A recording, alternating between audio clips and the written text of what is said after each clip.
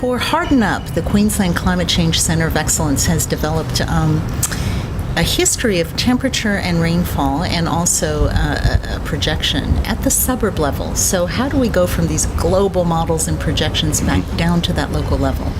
Okay. To achieve those projections at local scales, we do something called downscaling. So it's taking the broad projections and downscaling them to a local level.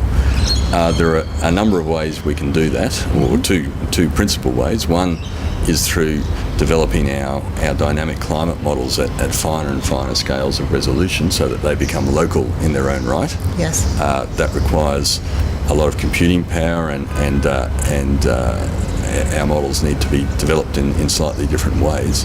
Yes.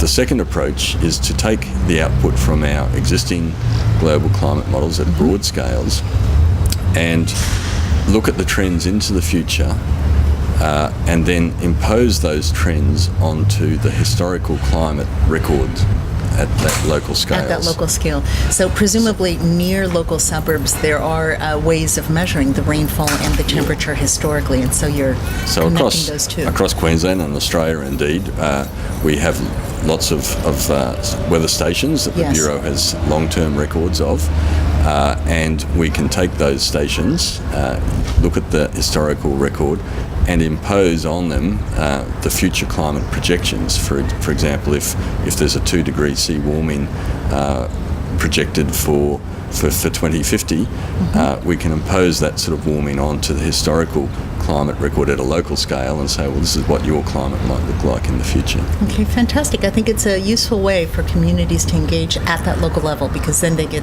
their history built into the forward-looking trend. Yeah, certainly providing that context at local scales is really important. When people see what's happening in their own backyard, they take much more notice than if it's a generalised trend. Okay, fantastic. Thank you so much.